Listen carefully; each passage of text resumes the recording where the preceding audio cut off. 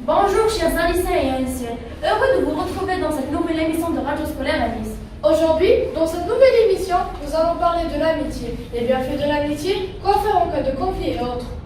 Entre l'école, les activités sportives et les promenades dans le quartier, l'enfant de l'âge scolaire multiplie ses occasions de rencontrer des jeunes de son âge, et de se faire des amis. Ces amis l'aideront à développer ses habiletés sociales et sa confiance en soi.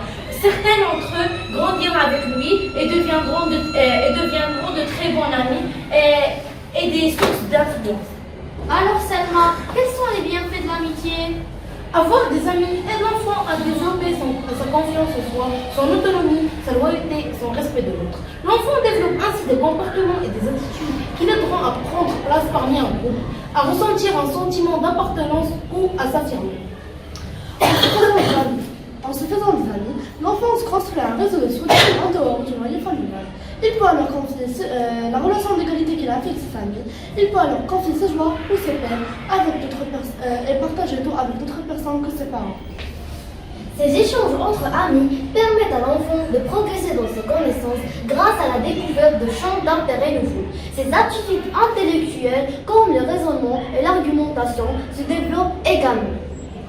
Comment se faire Alors Selma, comment se faire des amis? Est-il évident d'en faire pour tout le monde?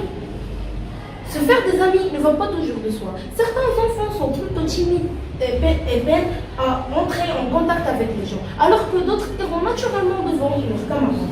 Plusieurs facteurs peuvent influencer la capacité d'un enfant à se faire des amis.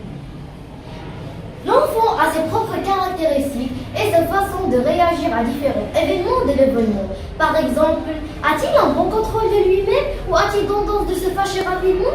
Est-ce un enfant sociable qui aime explorer de nouvelles situations ou a-t-il plus tendance de se confronter dans les activités connues?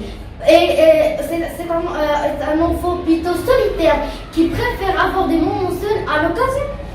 Ses activités préférées, un enfant pratiquant un sport d'équipe ou qui est inscrit à une activité aura plus d'occasions de se faire des amis que celui qui préfère lire ou dessiner son livre.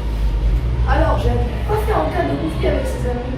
Évitez d'intervenir vous-même lorsque votre enfant se dispute avec ses amis. Aidez-le pour qu'il règle son problème lui-même. Guidez-le plutôt pour trouver des stratégies pour régler ce conflit.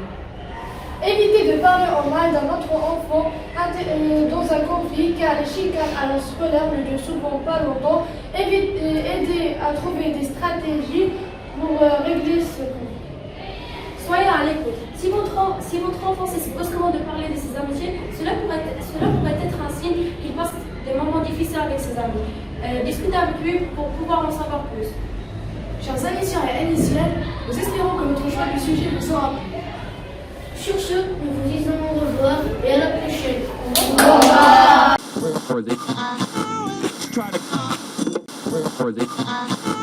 Try to